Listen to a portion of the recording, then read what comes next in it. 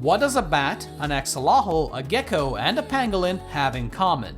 Correct! You can stuff all of them into a cannon, light a dozen sticks of dynamite, and then blast them straight into a tornado.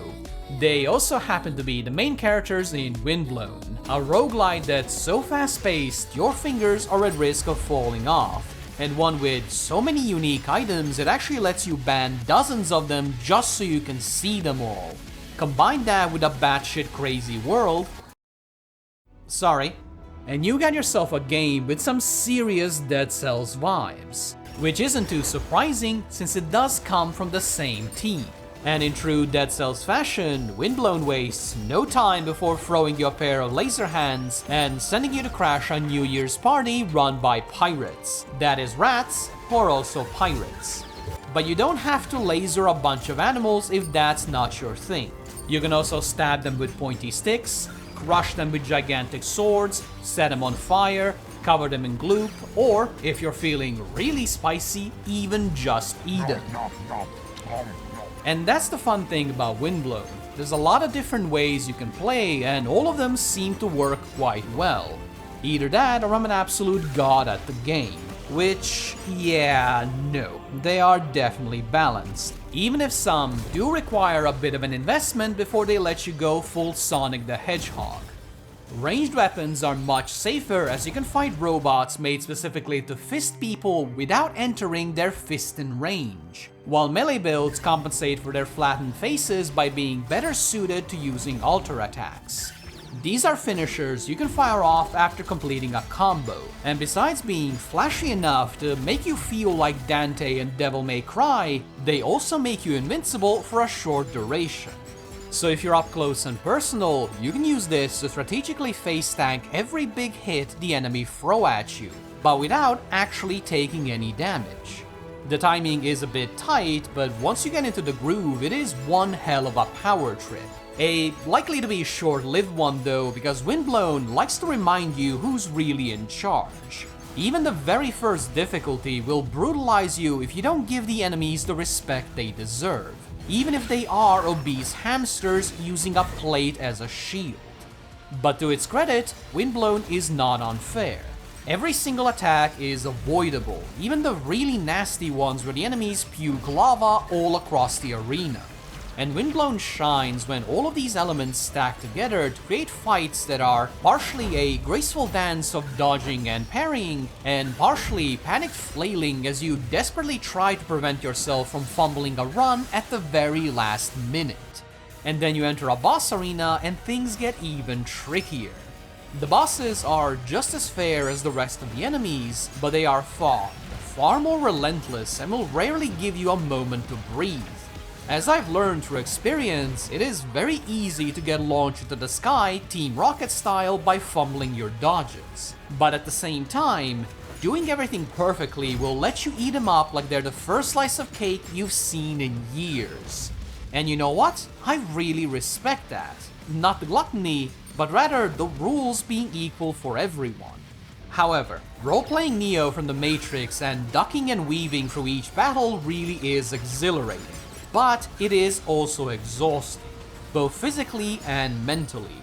You have to be at the top of your game for 30 to 40 minutes straight on higher difficulties, so by the time you're done, it's going to feel like you've been through a war. Now maybe I'm just a noodle-fingered weenie, but mashing X like an industrial jackhammer in order to keep up with the insane attack speed bonuses really did start to wear on me after a while. On the other hand, the insanity of Windblown's world never got old for me. You would think being launched out of a cannon straight into a world-spanning tornado would be the strangest thing about the game. But no, there is an entire world of plushy monstrosities floating somewhere out there. Are they alive? I think so. But the big question is, does that make it better or worse when I start jumping on their heads? But surely the characters are much easier to understand, right? Yeah, about that. One of them is a doctor that has an obsession with collecting corpses. I guess even in the apocalypse, everyone needs a hobby. Another one is actually dead and buried, yet somehow is still hanging around. And then there is Pietro, who is the weird pervert parrot. His rescue plan involves you knocking him unconscious so his rescue fish, don't question it, can realize he's in trouble and then get him to safety. Sort of like a fantasy version of Cyberpunk's Trauma Team.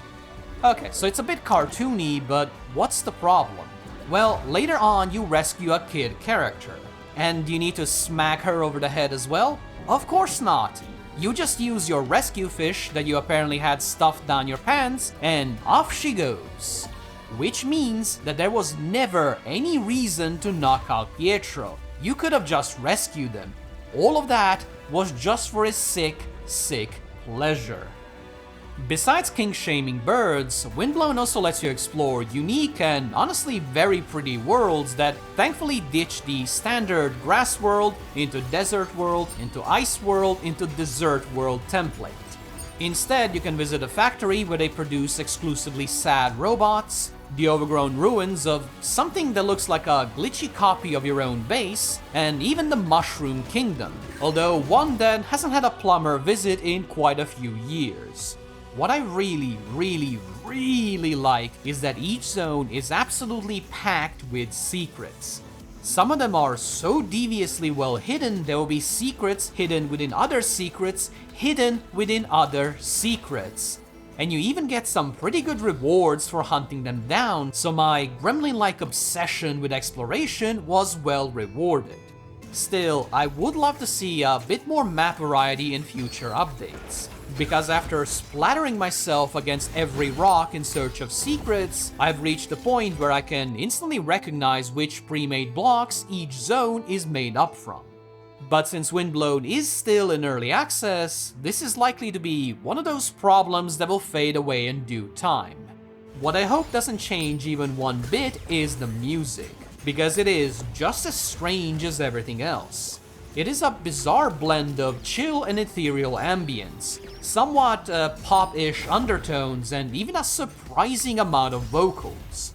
But not actual vocals you can understand. More like Smells Like Teen Spirit, when you can sort of, vaguely get an idea of what they're saying, but also not really.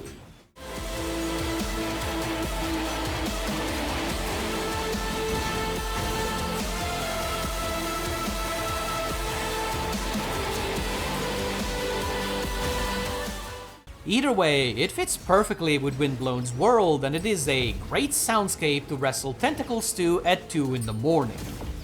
And if you're like me, you're frequently going to hit 2 AM because Windblown does a great job of making each run feel distinct and exciting enough that you just have to queue up another. There is an absurd amount of upgrades to be found, everything from boring damage buffs to pure insanity like turning into Sonic and exploding into coins every time you get hit. And then there are the trinkets, which can let you throw bombs at enemies, burn them with lasers, or just summon a giant fish that gobbles them up so you can punch them through its stomach. Did I mention Windblown is a weird game? Each trinket can also get a variety of different effects that completely change how it plays. Like the goo bomb, which can eventually cover the whole screen and basically become an I win button. And that's the fun thing with the builds. If you put in the time and effort into something, it's going to grow some serious back muscles and carry you for the whole run.